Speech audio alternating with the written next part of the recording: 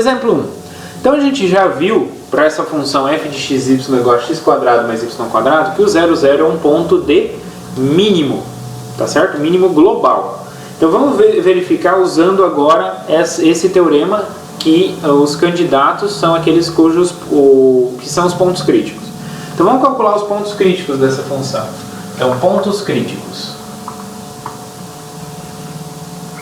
Note o seguinte, pessoal, que essa função aqui é um polinômio, então ela está definida em todo o R2. R2 é um conjunto aberto, ele não tem fronteira, né?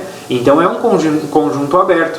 Se ele é um conjunto aberto, então o interior é todo ele, tá certo? Então eu não preciso me preocupar em verificar se é um ponto interior ou não, porque todo mundo é interior quando a função está definida em todo o R2, tá?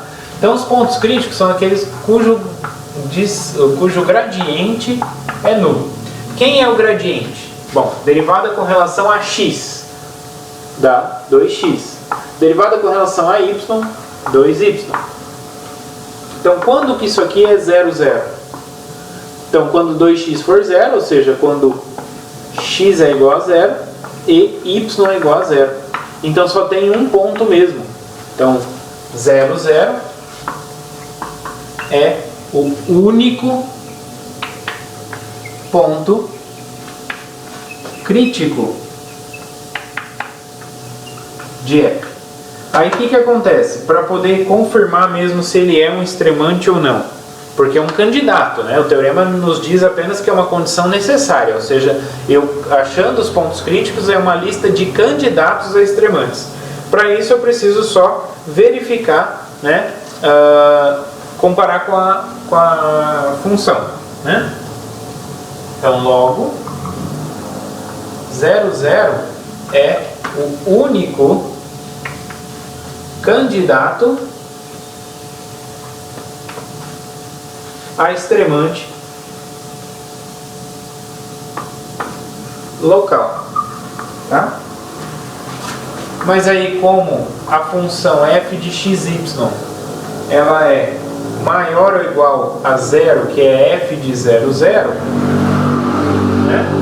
Para todo ponto xy real, né, em R2, então segue que 0, 0 é ponto de mínimo. É um ponto de mínimo. Como é um ponto de mínimo e ele é o único em todo o plano global da função f. Ok? Então, depois que eu acho os candidatos, aí o que eu tenho que fazer? Eu tenho que verificar, comparar com a função, o valor dela e verificar próximo ali. Próximo eu tenho valores que são maiores e valores que são menores, então ele não é nem ponto de máximo nem ponto de mínimo. Agora, se naquela região ali eu olho, ele é um ponto onde tem o valor mínimo, então ela é um ponto de mínimo. Se tem um valor máximo, então é um ponto de máximo. E assim por diante.